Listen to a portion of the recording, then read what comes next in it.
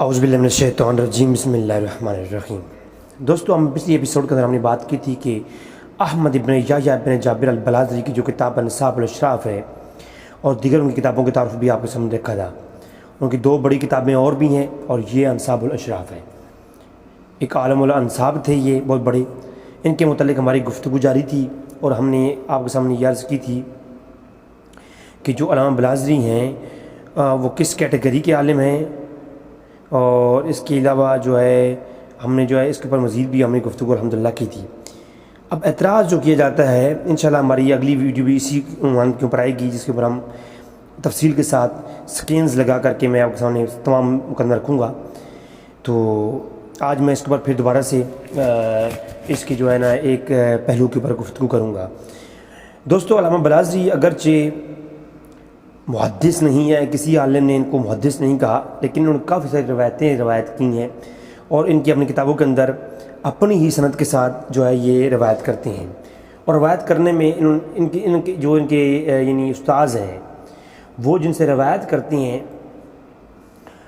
وہ مختلف یعنی علماء کے نام آتے ہیں کہ انہوں نے وہ ہشام ابن عمار اور ابا حفص ابن عمر ابن سعید، اور اس کے علاوہ محمد ابن مصفی اور محمد بن عبد الرحمن بن سہم اور احمد بن مرد الانطاکی اور وغیرہ وغیرہ، عفان بن مسلم جیسے ان لوگوں سے یہ، اور علی بن مدینی جیسے لوگوں سے یہ جو ہے روایت کرتے ہیں۔ اور اس کے علاوہ بھی کافی سارے نام ہیں جو آگے چل کے ہم آپ کو دکھائیں گے، کتب اسماء و رجال وغیرہ میں جو ہے ان کا نام ملتا ہے۔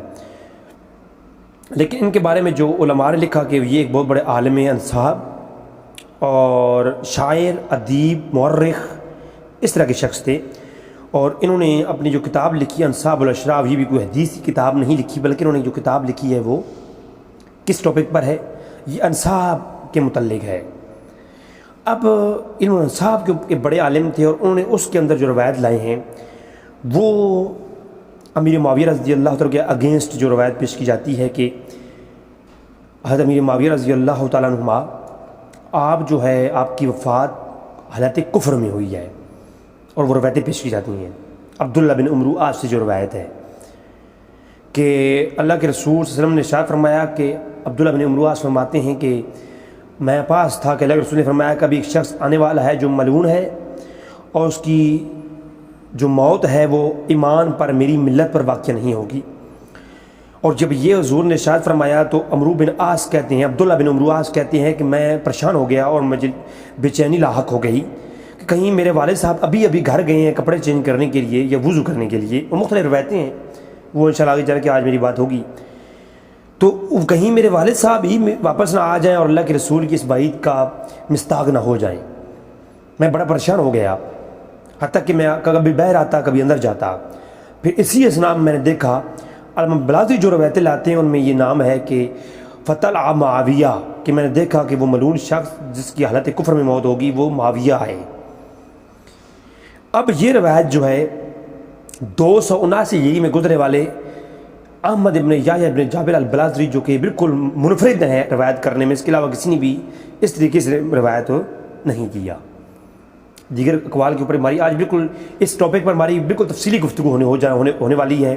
جس بھائی کو شوق ہو بالکل ہماری آج کی گفتگو کو سماعت کرے، انشاءاللہ یہ بھی پریشانی جو ہے وہ ختم ہو جائے گی۔ اچھا، اب چونکہ علامہ بلازری کوئی محدث نہیں ہے، یاد رکھیے یہ بات، اور یہاں تک بھی علماء نے کتابوں میں لکھا ہے کہ روایت کے اعتبار سے ان کی جو روایتیں ہیں ان میں کافی حد تک شیعت پائی جاتی ہے، حالانکہ میزان الاعتدال اور لسان المیزان کے حوالے جات انشاءاللہ کی میری ویڈیو کے اندر آنے والے ہیں۔ اگلی ویڈیو کے اندر ہم آج کے جو معتبر علماء اسماء و رجال جن کو سب مانتے ہیں انہی کی کتابوں سے ہم پیش کریں گے کہ علامہ بلازری کا مقام روایت میں کیا ہے۔ اب بعض لوگ کہتے ہیں جی دیکھو جی ہم جب کسی کا نام لیتے ہیں تو آپ لوگ کہتے ہیں جس میں شیعت تھی، بھائی ہم تو بخاری اور مسلم کے اندر بھی شیعہ راوی ہیں، متزلی راوی ہیں۔ روایت لینے میں ہمارے محدث اعتدال سے کام لیتے ہیں، یہ اہل سنت کی شان ہے، اور روایت لینے میں ہم کسی بھی راوی کی عدالت دیکھتے ہیں نہ کہ اس کا مذہب، یہ بات یاد رکھیے۔ اسی لیے آپ دیکھیں کہ کتب اہل سنت میں اسرائیلیات سی روایتیں موجود ہیں۔ وجہ کیا ہے؟ راویوں نے بیان کیا تو ہم نے لکھ دیا۔ اب محققین کا کام ہے کہ اس کے اوپر دیکھیں، اس کی پہلے اسناد کو چیک کریں، راویوں کو چیک کریں. جب راوی بھی صحیح ہوں اور اسناد بھی ہوں اور کوئی راوی جو ہے عادل ہو، سکہ ہو مگر شیعہ ہو، تو پھر اس کے اوپر ہم نے قانون بنایا ہوا ہے. اہل سنت کے ہاں کتابیں بھری پڑی ہیں. میری ایک پیچھے لیکچر آ چکا ہے کہ جب متزلی راوی ہو، وہ سکہ بھی ہو محدثین کے ہاں، تو اس سے روایت لینے کا اصول کیا ہے. پھر اصول کے اوپر علماء نے اصول بنایا. نکت کے اندر اور مقدمہ ابن صلاح کے اندر تفصیل کی میری ڈیٹیل میری گفتگو آ چکی ہے باغ فتح کے عنوان پر، اس کے اندر میں نے بتا دیا. اسی طرح کوئی راوی شیعہ ہو تو اس سے روایت لینے کا طریقہ کار کیا ہے، اس کے اوپر بھی ایک پورا قانون ہے. اس کے اوپر میرے الحمدللہ دلائل کے ساتھ میں نے نحوۃ الفکر بھی ابن حجر کی پیش کی تھی. تو چونکہ شیعت کا بھی اور حفظیت کا کو پروموٹ کرنے والی روایتیں اصحاب الاشراف کے اندر علامہ بلازری لائے ہیں، تو ہم کیا کرتے ہیں اس کے اوپر جو قانون ہے علم الحدیث کا وہ لاگو کرتے ہیں، نہ کہ کسی کتاب میں آ جانا ہمارے لیے حجت نہیں ہے. اب جب قانون لاگو کرتے ہیں تو وہ روایتیں قابل احتجاج نہیں ہوتی، اور کیونکہ وہ روایتیں اگر سند صحیح بھی پہنچ جائیں تو ہمیں نے بتایا تھا کہ روایت کے اوپر 5 شرطیں دیکھی جاتی ہیں، اس کے بعد روایت سے استدلال کیا جاتا ہے. اور کئی ایسی روایتیں ہیں بخاری اور مسلم کی جو صحیح سند کے ساتھ ہیں، ساری امت مانتی ہے، مگر کوئی اس کے عمل نہیں کرتا. کیوں؟ روایت اپنی شرائط کے اعتبار سے تو صحیح ہے مگر قابل احتجاج نہیں ہے، وہ احتجاج کے مرتبے تک نہیں پہنچی. یہ ایک علم الحدیث کی گفتگو ہے. انشاءاللہ میری آلریڈی کئی گفتگو اس پہ آ چکی ہیں. میری ضعیف حدیث کے اوپر جو 1 گھنٹے کا لیکچر ہے وہ آپ سن سکتے ہیں.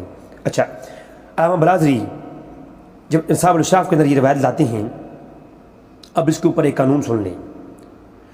کسی بھی شخص کو کافر کہنے کے لیے یا اس کے اوپر کسی قسم کا بھی کفر کا حکم لگانے کے لیے، فتویٰ لگانے کے لیے، یا کسی چیز کو حلال یا حرام کا جو مسئلہ ہو اس کے اندر دلیل کا قطعی و ثبوت ہونا، قطعی و دلالہ ہونا لازم اور شرط ہے. یہ شیعہ کے ہاں بھی سنیوں کے ہاں بھی. کبھی ایسا نہیں کوئی چیز حرام ہو اس کو حلال کرنے کے لیے کسی ظنی دلیل کا سہارا لیا جائے.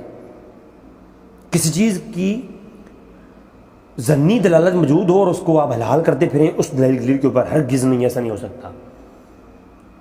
علامہ بلازری جو روایتیں لائے جن میں امیر معاویہ کا نام ہے، کسی اور کتب کے اندر سند صحیح کے ساتھ کوئی روایت موجود نہیں ہے اور کوئی منفرد روایت بھی نہیں ہے. یعنی اس کی کوئی سماع کی تصریح بھی نہیں ہے کہ ایسی کوئی اور روایت ہوتی تو علامہ بلازری اس کو بیان کرنے میں منفرد نہ ہوتے تو پھر اس کو قطعی و ثبوت یا قطعی و دلالہ کہتے ہیں. شیعہ سنی اور تاریخی اسلام میں کوئی مسئلہ فرقہ بھی ہو، حتیٰ کہ جو غیر مسلم ہیں، جن کو ہم مسلمان غیر مسلم قادیانی مانتے ہیں، قادیانی غیر مسلم ہیں مرزائی، ان کے ہاں بھی یہ اصول ہے. اور اس کے علاوہ معتزلی، خارجی، ان کے ہاں بھی یہ اصول ہے. علم الحدیث کا بچہ جانتا ہے کہ منفرد روایت جو خبر واحد ہوتی ہے وہ قطعی ثبوت اور قطعی دلالہ نہیں ہوتی.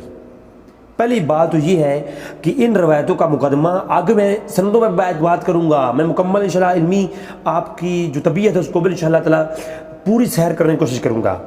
لیکن یہاں پر ہی بات ختم ہو گئی کہ یہ روایتیں قطعی ثبوت ہی نہیں ہیں، قطعی دلالہ نہیں ہے، کیونکہ روایت منفرد اور خبر واحد ہے، اور خبر واحد کسی کفر ثابت کرنے کے لیے خبر واحد کا سہارا بالکل حجت نہیں ہے، دلیل نہیں ہے.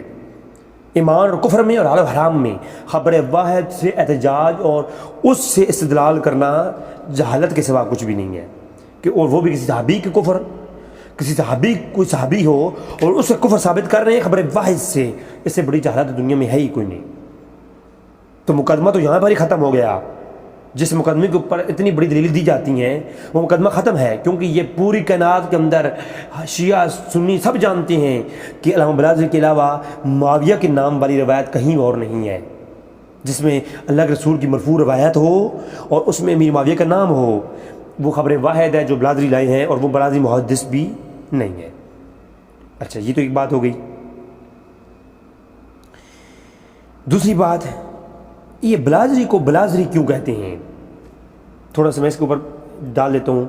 بلازری کو بلازری اس لیے کہتے ہیں کہ انہوں نے ان کو آخری دور کے اندر جو ان کی آخری عمر ہے، جب یہ جو انصاب الاشراف ہے، علامہ عقیلی نے لکھا، علامہ عقیلی لکھتے ہیں کہ یہ جو بلازری ہیں نا، انہوں نے انصاب الاشراف اپنے آخری زمانے میں لکھی، حتیٰ کہ کمپلیٹ ابھی نہیں ہوئی تھی، فوت ہو گئے. ابھی بلازری کی جو انصاب الاشراف کتاب ہے ابھی یہ تکمیل تک نہیں پہنچی تو وہ فوت ہو گئے. علامہ عقیلی نے لکھا اور اور بھی علماء نے لکھا. میں ابھی ادھر اس طرف جا نہیں رہا. اگلی ایپیسوڈ کے اندر بلازری کے اوپر ہماری گفتگو ہوگی، انشاءاللہ سیر حاصل گفتگو ہوگی.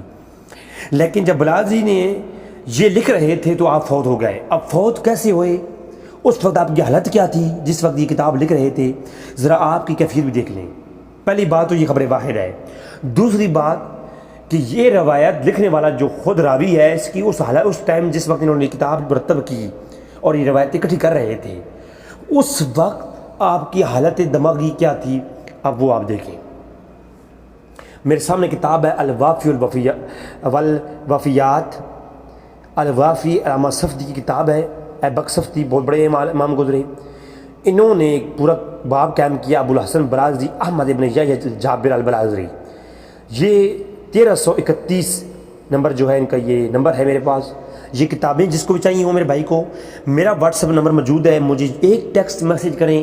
تمام کتابیں بالکل فی سبیل اللہ آپ کو واٹس ایپ پر PDF مل جائیں گی. اب یہ پورا میں پڑھتا ہوں تاکہ آپ کو معلوم ہو جائے کہ یہ بلازری کے متعلق کیا لکھتے ہیں.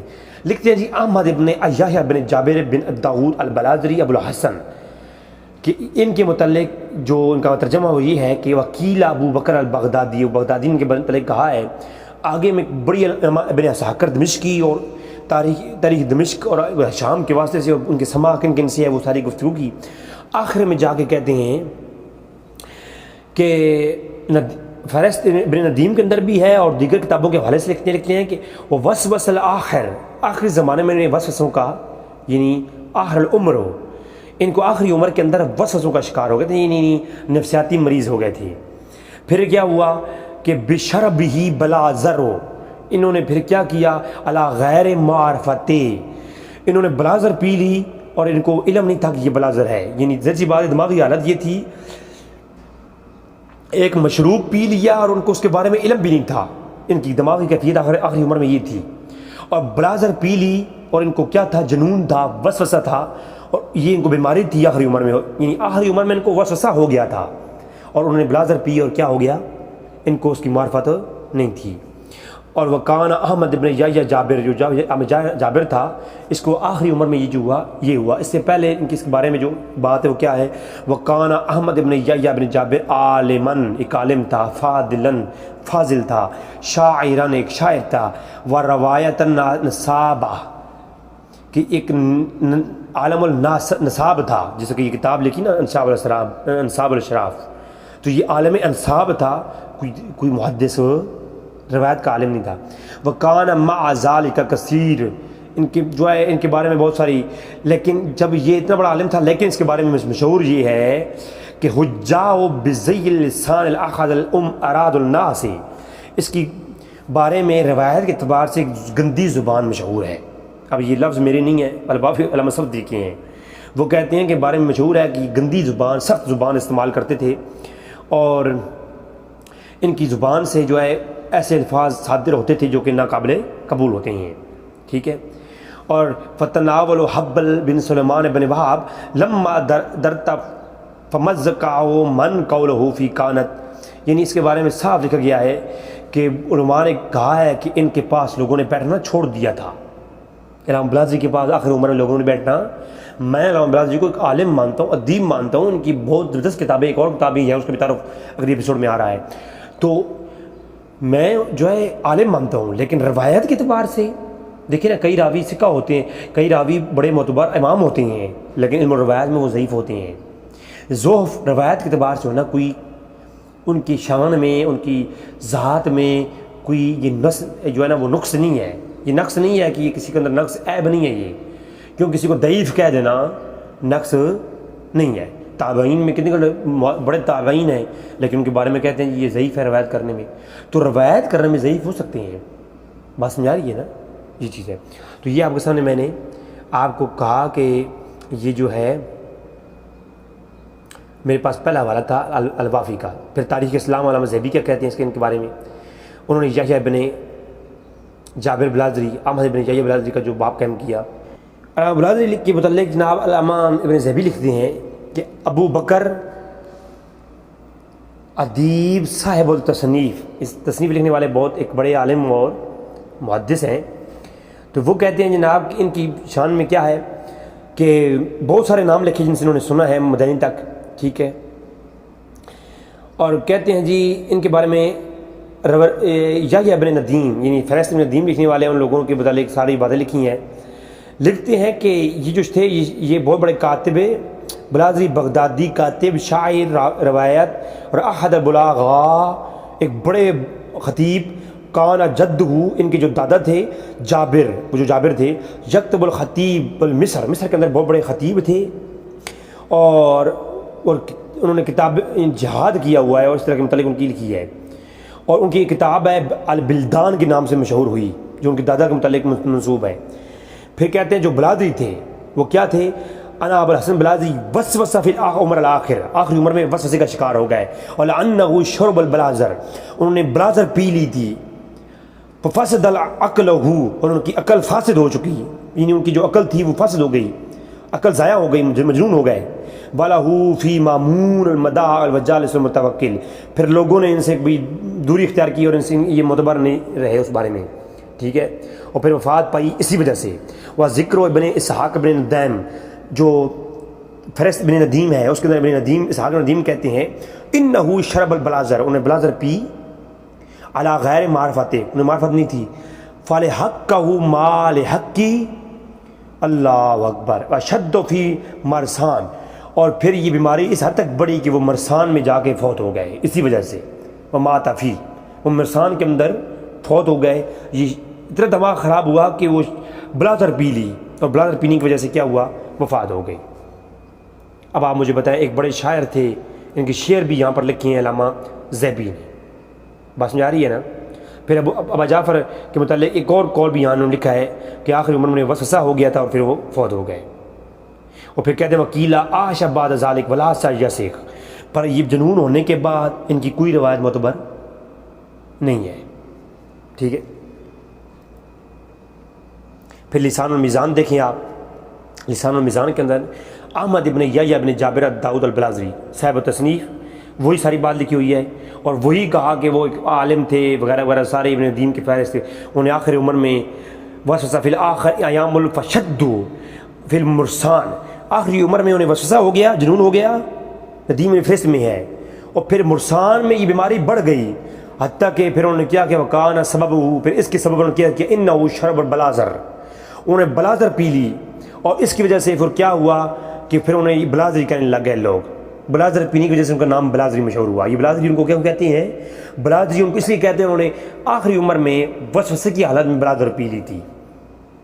اب آپ خود دیکھیں پھر اسی سبب فوت ہو گئے ان کو اس کی معرفت نہیں تھی پورا یعنی جہاں پر انہوں نے بھی. اب المعجم الادباء کے نام سے المعجم الادباء الکبیر ان کی ایک کتاب بھی اس وقت سامنے آئی. ٹھیک ہے. تو یہ کیا ہے یہ وہ چیزیں ہیں جن سے ثابت ہو رہا ہے کہ علامہ بلازری کی جو دماغی کیفیت ہے وہ آپ کے سامنے وہ دیکھ لیں کیا ہے. اب آتے ہیں اس روایت کی طرف. بات سوچنے کا امر یہ ہے کہ جس روایت کو علامہ بلازری لائے ہیں یہ روایت اسی سند کے ساتھ جو صحیح کتاب حدیث کی ہیں ان کے اندر موجود ہے مگر امیر معاویہ کا نام نہیں نام کسی اور کا ہے یا نام ہے ہی نہیں. ایک روایت اسی سند کے ساتھ عمرو بن عاص روایت کرتے ہیں مسند احمد بن حنبل میں مگر اس میں روایت میں نام کس کا ہے امیر معاویہ کا نہیں. یہی روایت المعجم الاوسط کے اندر ہے نام کسی کا نہیں. المعجم الکبیر طبرانی کے اندر ہے مجموعۃ الزوائد کے اندر ہے تو وہاں پر نام حکم ابن ابی عاص کا ہے. اب اسے کہتے ہیں روایت میں اضطراب. جب علم روایت پڑھنے والے جو طالب علم ہیں جو طلاب علم ہیں جو سیکھتے ہیں علم روایت کو جو جانتے ہیں علم روایت کو وہ جانتے ہیں کہ روایت میں اس طرح مضطرب روایت کون سی ہوتی ہے کہ ایک روایت ایک ہی راوی سے آ رہی ہو اور اس میں مختلف جو آگے اس سے شاگرد روایت کرتے ہوں تو اس میں اختلاف آ رہا ہو. اس کا مطلب ہے کہ اس میں کوئی مسئلہ ہے اس روایت میں اضطراب ہے. اب علامہ بلازری کی کتاب انصاب الاشراف حدیث کی کتاب نہیں مسند احمد بن حنبل حدیث کی کتاب ہے اور علماء جانتے ہیں علامہ سبکی طبقات الشافیہ میں لکھتے ہیں کہ وہ آپ خود جانتے ہیں کہ مسند احمد بن حنبل کو کیا مقام حاصل ہے حدیث کی کتب میں ان سردار کہا ہے کتابوں کی. پھر آپ خود جانتے ہیں اس بات کو کوئی تعریف کی کرانے کی ضرورت نہیں ہے. پھر المعجم الکبیر طبرانی کے مقابلے میں انصاب الاشراف کا کوئی مقام نہیں نا کیونکہ یہ تو کتاب حدیث کی ہے ہی نہیں وہ حدیث کی کتب ہے. بات سمجھا رہی ہے میری؟ تو لہٰذا اب انصاب الاشراف کی جو کی روایت ہے، سب سے پہلے ہم چلتے ہیں مسند احمد بن حنبل کی طرف. اس میں کیا ہے؟ حدثنا ابن نمیر. اب ابن نمیر کو آپ نے یاد رکھنا ہے، کیونکہ آگے چل کے ہم جب آخری حصے میں ہم روایت کے راویوں میں بات کریں گے تو ابن نمیر کا ہی میں تذکرہ بہت تفصیل سے کرنے والا ہوں. میں چاہتا ہوں کہ اس کا آپ ذہن میں رکھیں. اب مسند احمد بن حنبل کی جو روایت ہے میرے پاس، یہ ہے 6520. حدثنا ابن نمیر حدثنا عثمان ابن حکیم عن ابی امامہ بن سہل بن حنیف عن عبداللہ ابن عمرو قال. یہاں پر راوی کون ہے؟ عبداللہ ابن عمرو عاص. یہ بات ذہن میں رکھیے گا آپ. اب یہاں پر روایت کرتے ہیں عبداللہ ابن عمرو عاص کہ اللہ کے رسول کے پاس ہم لوگ موجود بیٹھے ہوئے تھے، تو میرے والد حضرت عمرو بن عاص کپڑے پہننے کے لیے گھر چلے گئے تاکہ بعد میں ہم سے آ کے مل سکیں اور نماز پڑھ سکیں. اسی اسلام میں اللہ کے رسول نے فرمایا ان قریب میرے پاس ایک ملعون شخص آنے والا ہے. یہاں پر یہ ذکر نہیں کہ وہ اس کی موت جو ہے نا وہ اس پہ ہوگی. اچھا، اب عمرو بن عاص کہتے ہیں کہ باخدا میں تو مسلسل جو ہے نا پریشان ہو گیا، میں بے چین ہو گیا اور اندر باہر جھانکنے لگا کہ کہیں میرے والد ہی واپس نہ آ جائیں، ابھی کپڑے پہننے کے لیے گئے ہیں. تو اتنے میں نے دیکھا کہ وہاں کیا آئے، وہ کون آیا؟ وہ حتیٰ دخل فلان، یعنی وہ فلاں شخص داخل ہوا، یعنی الحاکم. وہ کون تھا؟ الحکم ابن عاص. وہ کون تھا؟ حکم جو ہے تھا. اور قال شعیب ھذا اسناد صحیح علی شرط مسلم.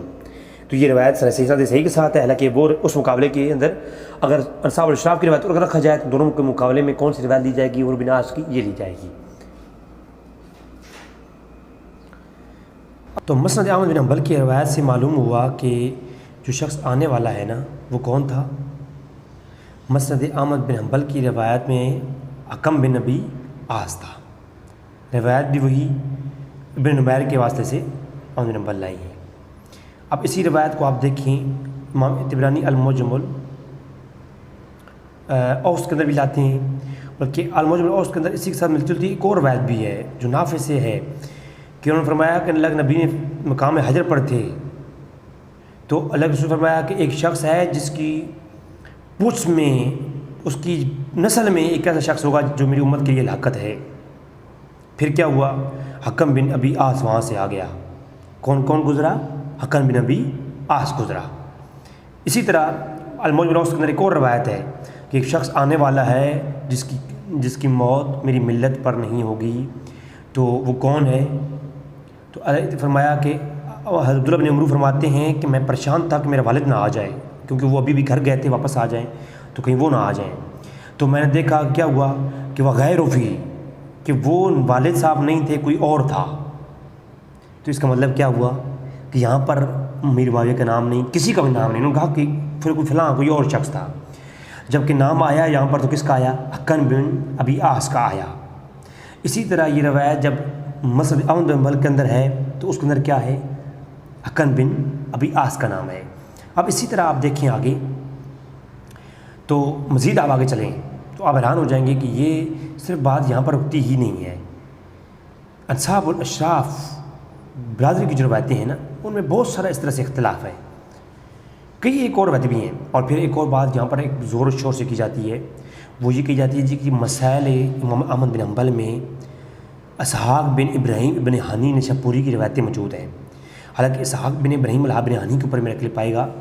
اور دوسری بات یہ ہے کہ مسائل امام احمد بن حنبل جن کو روایت کیا ہے اسحاق بن ابراہیم ابن حنی نے، اس کے اندر جو لفظ ہیں وہ کیا ہیں؟ سمیعت ابا عبداللہ، کہ میں نے عبداللہ بن سنا ہے. وقال الہ، انہوں نے کہا کہ سمیعت علی ابن جعد نے کہا بیقول مات واللہ، کہ اللہ کی قسم جو فوت ہوا معاویہ غیر الاسلام، اسلام کے بغیر یعنی کفر پر فوت ہوا ہے. اب پہلی بات یہ ہے کہ ادھر صحابی معاویہ ہونا اور جس پر قوی دلیلیں موجود ہیں، اور ادھر جو ہے ایک شخص کا قول علی بن جعد کا قول. علی بن جعد کون ہے؟ اس کے اوپر میری انشاءاللہ اسحاق بن ابراہیم بن جعد کے اوپر میرا کلپ اگلا آنے والا ہے. بات میں آ رہی ہے. اور جبکہ معاویہ کا جو نام ہے یہ کیا ہے، اس کی موت کفر پر ہوئی. یہ علی بن جعفر کا قول ہے. قول کے اوپر جو حضور کی دعائیں اور حدیثیں ہیں، اور بخاری کے اندر باب ہے ایک شخص جس کی وفات کفر پر ہوئی، اور بخاری نے اس کا باب قائم کیا، چیپٹر قائم کیا، رضی اللہ بھی کہا، اور امام حسن نے اس کے ہاتھ پر بیعت بھی کی. تو اس مسئلے کے اوپر پھر آپ خود ہی جرأت کریں تو کریں، ہم تو بھائی اس کے اوپر بولنے کے لیے ہرگز آمادہ نہیں ہے. بہرحال یہ قول بالکل من گھڑت ہے، اس کی کوئی تعبیر نہیں، اور کسی کو کافر ثابت کرنے کے لیے یہ قول ہرگز قطعی ثبوت و قطعی دلالت نہیں ہو سکتا. بات سمجھ آ رہی ہے نا؟ اب انصاف الاشراف کے جو صفحہ 138 پر جو روایتیں ہیں، اس روایت کا دیکھیں آپ، روایت کا نمبر ہے 1987 کہ مدنی عن ابو ایوب، ٹھیک ہے. اور جو یہ روایت ہے اسحاق و بکر ابن حسین قال، اب اسحاق اور بکر ابن حسین کے اوپر میری کلپ آنے والا ہے، اسی کے آخر میں گفتگو کر دوں گا کچھ، اور کچھ اگلی انشاءاللہ اگلی میں آئے گا گی. اور حدثنا رزاق ابن حمام، اور اسحاق اور بکر جو ہے وہ کس سے روایت کرتے ہیں؟ عبدالرزاق ابن حمام سے، اور وہ کہتے ہیں کہ امبانا، ہمیں خبر دی معمر ابن ابی طاؤس نے، اور انہوں نے اپنے ابو سے، اور انہوں نے عبداللہ ابن عمرو ابن عاص سے، کہ حضور نے فرمایا کہ وَيَطْلَعْ عَلَيْكُمْ مِنْ هَذَا الْفَجْرِ رَجُلُ الْمَوْتِ عَلَى غَيْرِ مِلَّتِي، ایک شخص جہاں آنے والا ہے جس کی روایت میری ملت پر نہیں ہوگی. تو میں نے کیا دیکھا کہ وَكُنْتُ تَرَكْتُ أَبِي قَدْ وَدِعَ لَهُ وُضُوء، کہ مجھے اپنے باپ کی فکر ہوئی کہ وہ وضو کرنے کے لیے گئے ہوئے ہیں، کہیں وہ نہ آ جائیں. تو میں آگے پیچھے نہیں پریشان تھا. پھر ہم نے کیا دیکھا، وَقَالَ فَتَعَلَّ الْمُعَاوِيَةُ وَقَالَ النَّبِيُّ هُوَ هَذَا، اتنے معاویہ آ گئے اور حضور نے فرمایا یہ ہے وہ بدبخت شخص. اب اس روایت کے اوپر نیچے دو روایتیں لائیں. ایک دوسری روایت ہے عبداللہ ابن صالح حدثنی یحییٰ بن آدم عن شریک عن لیث عن طاؤس عن عبداللہ ابن عمرو، اس کی سند یہ ہے. دونوں میں تقریباً جو ہے متن ایک ہی ہے. اب اس کے اوپر ہماری انشاءاللہ اگلی بات ہونے والی ہے. پہلی بات یہ ہے کہ لسان المیزان کے اندر اور دیگر کتابوں کے اندر میں بتا چکا ہوں کہ جو مرتبہ اور مقام بلادری کا وہ مثلا احمد بن حنبل یا ان کتابوں کے مقابلے میں کچھ بھی نہیں ہے، زیرو ہے، زیرو. سمجھا رہی ہے؟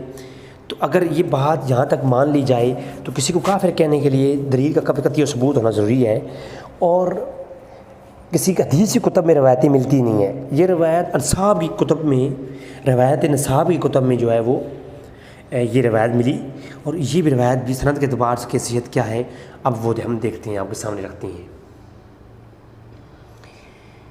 لہٰذا اب آپ خود دیکھ لیں کہ روایت میں کس قدر اضطراب ہے. طبرانی میں حضرت امیر معاویہ کا نام نہیں بلکہ الفاظ ہیں کہ وَطَلَّعَ غَيْرُ، کہ عبداللہ ابن عمرو ابن عاص کے والد کے علاوہ کوئی اور آیا.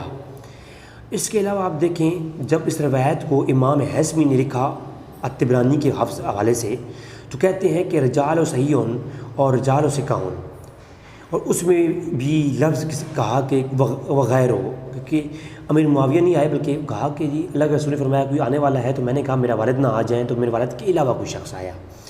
اب طبرانی کی جو روایت ہے اس کے تمام رجال صحیح ہیں، اور مسند احمد کی روایت بھی صحیح ہے، اور اس میں امیر معاویہ کا نام نہیں بلکہ حکم ابن ابی عاص کا نام ہے.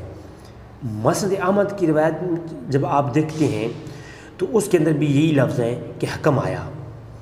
اب اس کے رجال بھی صحیح ہیں، اور مجرد روایت کے علامہ حسمی نے کہا کہ مسند احمد بن حنبل والی جو روایت ہے وہ صحیح ہے، اس کے رجال سے کہیں. اب بلازری کی انصاف الاشراف کی جو روایت ہے جس میں ایک روایت میں ہے کہ وہ آدمی کفر پہ فوت ہوگا جو امیر معاویہ تھے. اب طبرانی کبیر کے اندر امیر معاویہ کا نام نہیں، اور مسند احمد حنبل کے اندر بھی نام نہیں، تو اس کا مطلب ہے یہ اور پھر اس کو الاستیاب کے اندر امام عبداللہ بن بر جب لاتے ہیں تو وہ بھی حکم بن ابی عاص کا نام لیتے ہیں. اور جب اسی روایت کو الاستیاب کے اندر روایت کرتے ہیں شعیب بن محمد بن عبداللہ بن عمرو کی سے، تو وہ جو ہے اسلام میں ذکر کرتے ہیں، اور وہ یہ کہتے ہیں وَدَحَّلَ حکم بن ابی عاص کہ وہ حکم آیا. تو یہ روایت ایک جگہ پہ نہیں کثیر کتب میں ہے، لیکن حکم کا نام ہے یا کسی کا نام نہیں ہے، معاویہ کا نام ہو ہرگز نہیں ہے سوائے انصاب الاشراف کے علاوہ. تو اب انصاب الاشراف چونکہ آخری عمر میں لکھی گئی کتاب بلازری کی جس عمر میں ان کو جنون ہو چکا تھا، اور یہ کتاب حدیث کی بھی نہیں، تو اس سے کتاب کی روایت سے کسی کا کفر ثابت کرنا جہالت کے سوا کچھ نہیں، اور یہ خبر واحد ہے۔ اور پھر جو مسند احمد بن حنبل ہے یا طبرانی کبیر ہے یا استیاب معرفت الاصحاب ہے، امام عبداللہ بن بر کا جو مقام ہے وہ آپ سب جانتے ہیں۔ اور مسند احمد بن حنبل کے متعلق طبقات شافعی کی آپ اندر پڑھ سکتے ہیں اور دیگر کتابیں پڑھ سکتے ہیں۔ اب ایک اور بڑی جو اٹریکٹیو بات ہے وہ یہ ہے کہ امام احمد بن حنبل نے اپنے شیخ عبدالرزاق ابن حمام کے پاس کم و بیش 200 ہجری میں واپس آئے تھے، اور اس وقت ان کی عمر 36 سال تھی۔ اس دوران امام احمد بن حنبل نے 7 لاکھ حدیثوں کا سماع مختلف شیوخ سے کر لیا تھا۔ یعنی احمد بن حنبل جس وقت شاگرد تھے عبدالرزاق ابن حمام، جو راوی ہے، مرکزی راوی ہے انصاب الاشراف والی روایتوں کا، اس راوی کے پاس امام احمد بن حنبل نے 200 ہجری تک 36 سال کی عمر میں رہے، اس وقت تک 7 لاکھ حدیثیں حفظ کر چکے تھے، اور کثیر روایتیں جو ہے وہ عبدالرزاق ابن حمام سے لائے ہیں اور وہ حفظ کر رکھی تھیں۔ مگر جب 30,000 کا مجموعہ حدیث آپ نے منتخب کیا اپنی مسند کے لیے، اور اس میں عبدالرزاق بن حمام کو عبداللہ بن عمرو والی روایت جب لیتے ہیں تو اس میں امیر معاویہ کا نام نہیں لیا۔ حیرانگی کی بات ہے، ایک امام احمد بن حنبل کا جو ایک استاذ ہے جس کے پاس ایک لمبا عرصہ جو ہے وہ پڑھا ہے رزاق بن حمام، ان سے جب یہ روایت لی تو معاویہ کا نام نہیں لیا، اور معتبر بھی امام احمد بن حنبل ہیں، اور جو ہے یہ روایت مسند احمد بن حنبل والی معتبر بھی ہے، مگر اس میں معاویہ کا نام نہیں، حالانکہ پڑھا کتنا ایک کثیر عرصہ عبدالرزاق کے پاس پڑھا ہے امام احمد بن حنبل نے۔ لیکن جب یہی عبدالرزاق بن حمام سے بلازری روایت لیتے ہیں تو معاویہ کا نام آتا ہے۔ اب بات یہ ہے کہ جو بات 267 ہجری میں سنی ہے بلازری نے عبدالرزاق بن حمام سے، وہ 241 ہجری میں وہ روایت امام احمد بن حنبل کو کیوں نہیں ملی، حالانکہ سب سے بڑے شاگرد جو عبدالرزاق کے ہیں وہ احمد بن حنبل ہیں۔ ایک بہت بڑا فرق ہے، یہ تاریخی ایک نقطہ ہے میرے خیال میں اس میں۔ اور پھر احمد بن حنبل جب روایت لاتے ہیں تو وہ ابن حمام سے اپنی مسند میں ذکر کرتے ہیں، تو انہوں نے روایت ابن نمیر کے حوالے سے لائی ہے، جو کہ میں اوپر کہہ چکا ہوں کہ نمیر کو آپ نے یاد رکھنا ہے۔ تو ابن حمام کے حوالے سے نقل نہیں کیا بلکہ ابن نمیر کا نام لیا ہے۔ تو اس سے اندازہ لگانا بالکل آسان ہے کہ عبدالرزاق کی سند سے جب امام احمد بن حنبل اور کئی روایتیں لائے ہیں، تو یہ جو روایت ہے، اس روایت کو عبدالرزاق کے حوالے سے کیوں نہیں لائے احمد بن حنبل، بلکہ اس روایت کو ابن نمیر کے واسطے سے لائے ہیں، حالانکہ ابن نمیر سے جو احمد بن حنبل کا سماع ہے وہ بہت کم ہے۔ تو جب روایت لاتے ہیں تو ابن نمیر کے حوالے سے لاتے ہیں، رزاق کے حوالے سے نہیں لاتے، اور رزاق سے سماع بھی بہت ہے، لیکن یہ روایت رزاق سے کبھی انہوں نے بیان نہیں کی۔ تو اب اس سے آپ اندازہ لگا سکتے ہیں کہ امیر معاویہ کی مذمت والی جو روایت ہے وہ عبدالرزاق بن حمام کی قوت بصار ذیل ہونے کے بعد کے زمانے کی ہے، کیونکہ عبدالرزاق بن حمام جو ہے اس کا حافظہ آخری عمر میں ذیل ہو گیا تھا، ٹھیک ہے، اور اس کی روایت لینی علماء نے چھوڑ دی تھی۔ میں آگے چل کے وہ بھی انشاءاللہ تبارک تعالیٰ آپ کو جواب میں حوالے دیتا ہوں۔ تو یہ چیز آپ سمجھنی میرے خیال میں بالکل آسان ہے کہ عبدالرزاق کا حافظہ جب ضائع ہو گیا تو اس کے بعد جا کر کے لوگوں نے ان سے روایت لینا چھوڑ دی، اور احمد بن حنبل نے بھی ان سے یہ روایت نہیں لی جو بلازری نے لی ہے، لہٰذا وہ قابل احتجاج قابل قبول نہیں ہے، کیونکہ وہ نہ حدیث کتب میں ہے اور نہ ہی وہ کوئی معتبر روایت ہے، اور نہ ہی جو باقی ائمہ نے ان راویوں سے سماع کیا ہے انہوں نے ان راویوں سے یہ روایت بیان نہیں کی۔ بلازری اس میں اپنا منفرد ہے، اور منفرد روایت اگر صحیح سند بھی ہو تو اس سے کسی کا کفر یا حلال و حرام کا مسئلہ اخذ نہیں کیا جاتا، وہ خبر واحد ہوتی ہے۔ پھر اتنی بڑی بات جو جسارت ہے کہ اگر یہ روایت صحیح مان لی جائے تو پھر امام حسن اور جو دیگر صحابہ کرام نے امیر معاویہ کے ہاتھ پہ بیعت لی ہے، تو کافر کی ہاتھ پر یہ جو اللہ کے رسول نے فرمایا وہ یہ بندہ ملعون ہے، اور اس کی حالت کفر میں موت ہوگی تو اس کے ہاتھ میں بیعت کرنے والے کے متعلق پھر آپ کیا حکم لگائیں گے؟ یہ سراسر جہالت کے سوا اور کچھ بھی نہیں ہے۔ تو سوال یہ پیدا ہوتا ہے کہ بلاجی کی روایت صحیح بھی ہو تو محض خبر واحد ہے اور اس سے یعنی قطعی ثبوت نہیں ہے، ظنی ہے، اور اس کا ثبوت ظنی ہے، تو خبر واحد ظنی ثبوت ہوتی ہے، تو اس سے کسی کا کفر ثابت تو نہیں ہوتا، اور ایک عظیم صحابی کے متعلق یہ بات کرنا بالکل بھی نہیں۔ اور پھر محدثین کی رائے یہی ہے کہ یہ روایت کڑی ہوئی ہے۔ اب اس کی سند جو کیا ہے، سند کے اندر دیکھیں حدثنی عبداللہ بن صالح، حدثنی یحییٰ بن عاصم شریک عن لیث عن طاؤس وغیرہ، اس کے جو راوی ہیں۔ اس کی روایت میں ایک راوی ہے عبداللہ بن صالح جہنی جو مجروح ہے۔ مغلطائی نے کہا کہ یہ لیث سے منکر روایت ذکر کرتا ہے۔ جب بھی صالح لیث سے روایت کرتا ہے تو یہ کیا کرتا ہے؟ یہ منکر روایت کرتا ہے۔ احمد بن شعیب کہتے ہیں کہ ان کی روایت سے میں راضی نہیں تھے۔ احمد بن شعیب کہتے ہیں کہ وہ ان کی روایت سے راضی نہیں۔ ابن شاہین نے الضعفاء میں کہا کہ ابن عفان نے بہت زیادہ منکر الحدیث کہا ہے اس کو۔ ابو صالح ابن محمد نے کہا کہ وہ میرے نزدیک جھوٹا اور کذاب ہے۔ اب آپ راوی کی حالت دیکھ لیں، جو انصاف الاشراف کی راوی ہیں ان کی حالت آپ دیکھیں، یعنی بلاجی کے انصاف الاشراف کی جو روایت ہے وہ منکر ہے، بلکہ موضوع ہے اور منقرت ہے، کیونکہ عمرو بن عاص سے جو راوی روایت کرتے ہیں انصاف الاشراف میں، انصاف الاشراف کے علاوہ یہ راوی کہیں اور روایت نہیں کر رہے۔ اور مسند احمد کے اندر اور مسند بزار اور دیگر کتابوں میں جو روایتیں ہیں، الاستیاب کے اندر ابن حجر اور دیگر روایتیں لاتے ہیں جو امام ذہبی وغیرہ تقریر تاریخ اسلام کے اندر، ان میں جو روایتیں ہیں ان کا تو نام ہی نہیں ہے میری معاویہ کا، اور جن میں میری معاویہ کا نام ہے ان روایتوں کے جو راوی ہیں ان کو منکر روایت راوی کہا گیا ہے۔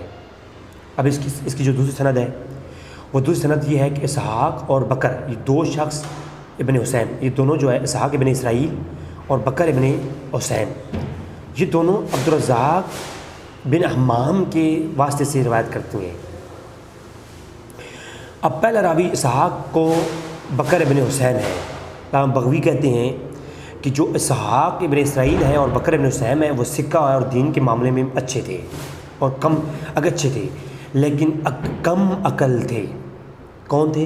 اب کم عقل ہونا کیا جرا ہے، اس کے اوپر میں کلام انشاءاللہ کروں گا کہ ان کی روایت کے متعلق ائمہ کا حکم کیا ہے۔ یہ کم عقل کوئی ہم عام لفظ والا نہیں ہے، یہ علم الحدیث کی بات کر رہا ہوں، ٹھیک ہے؟ اصطلاح حدیث میں کیا کہتے ہیں اسے، کہ وہ حدیث کے معاملے میں ان کا کم عقل ہے، ان کا مقام ہے، ٹھیک ہے، ناقص عقل تھے۔ امام ابو حاتم رازی نے کہا کہ اسحاق ابن ابو اسرائیل کو لوگوں نے چھوڑ دیا تھا، میں ایک مسجد سے گزرا تو وہ تنہا، میں دیکھا تھا کہ وہ تنہا بیٹھے تھے اور ان کے قریب کوئی نہیں آتا تھا۔ اور ذکر الساجی نے کہا کہ اس سے لوگوں نے حدیث لینا چھوڑ دیا تھا، ایسا نہیں کہ ان کی ہر حدیث متروک ہے، مگر انہیں ان سے حدیث لینا چھوڑ دیا گیا ہے۔ سیر اعلام نبلاء کے علامہ ذہبی نے یہ کہا، ٹھیک ہے۔ امام ذہبی نے اگرچہ یہ لکھا ہے کہ ان کی عدالت ثابت نہیں، لیکن یہ بھی لکھا ہے کہ ان کی منفرد روایت قبول نہیں ہے۔ تو ہم تو یہی کہتے ہیں، اگر کہا جائے کہ اپنی روایت میں منفرد اور کہاں ہے، بکر ابن حسین نے بھی ان کو روایت کیا ہے۔ اب یہ بھی ایک روایت اس اعتراض ہوتا ہے کہ اسحاق ابن اسرائیل کے ساتھ تو بکر بھی روایت کر رہی ہیں، تو بکر ابن حسین مجہول العین راوی ہے، یاد رکھیں یہ بات۔ یہ اس لیے کہ ایک باتیں میں اپنے نہیں بتا رہا، کتابوں کے حوالوں کی باتیں ہیں۔ علامہ ذہبی نے کہا کہ اسحاق ابن ابراہیم بن حنی کے حوالے سے لکھا کہ جو ہے امام احمد بن حنبل کا قول ہے کہ انہوں نے کہا ہے کہ اسحاق ابن اسرائیل طلب الحدیث اور کثرت روایت ہونے کے باوجود گمراہ اور بہت زیادہ شک والے ہو گئے تھے۔ تاریخ اسلام کا علامہ ذہبی نے کہا، لکھا ہوا ہے قول۔ اسحاق ابن ابراہیم مختلفی کہتے ہیں کہ یہ راوی اسحاق جو ہے یہ مختلفی راوی ہے، اسحاق ابن اسرائیل، یہ جو ہے حسین بکر ابن حسین ہے وہ کون ہے؟ مختلفی راوی ہے۔ اب مختلفی راوی کی روایت اگر منفرد ہو تو قابل حجت نہیں ہوتی، سب مانتے ہیں، سب کہتے ہیں، شیعہ کو پتہ ہے۔ اور روایت مذکور میں اسحاق ابن اسرائیل کی جو روایت مذکور ہے، اس روایت کا دوسرا راوی بکر بن حسین ہے۔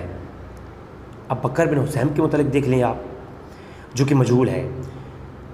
تیسرا راوی عبدالرزاق ابن حمام ہے، جو سکہ ہے، صدوق ہے، لیکن فضائل اہل بیت اور دیگر کی مذمت میں جو روایتیں ہیں اس کی، یعنی ایسی روایتیں جن میں فضیلت اہل بیت بیان کرے اور دوسروں کی مذمت کرے، ان کے متعلق اس کی جو ہے نا کافی شکوہات ہیں اور موافقت نہیں رکھتی ان کی روایات، وہ اپنی روایتوں میں منفرد ہیں۔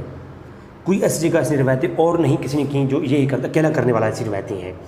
عبدالرزاق بن امام نے سے مروی ہے کہ حدیث مختلف قسم کی ہیں، جو عبدالرزاق بن امام کی روایتیں ہیں وہ مختلف قسم کی ہیں، سکہ رویان سے بھی ہیں اور ائمہ مسلمین سے بھی ہیں، اور ان کے پاس کئی لوگوں نے سفر بھی کیا ہے، ان میں روایت لینے میں بھی حرج نہیں، مگر ان کی طرف وہ روایتیں جو تشیع کی طرف میل ہیں ان میں موافقت اختیار کرنا کے اوپر ایک جو ہے نا نظر ہے۔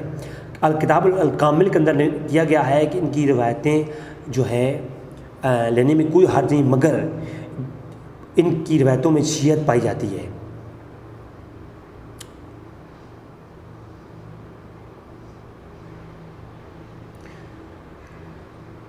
اور ایسی روایتیں جو کہ انہوں نے فضائل صحابہ اہل بیت بیان کیے اور اس میں صحابہ کی تنقیص کی، تو ایسی روایتیں بیان کر دی ہیں، تو یہ روایتیں منکر ہیں۔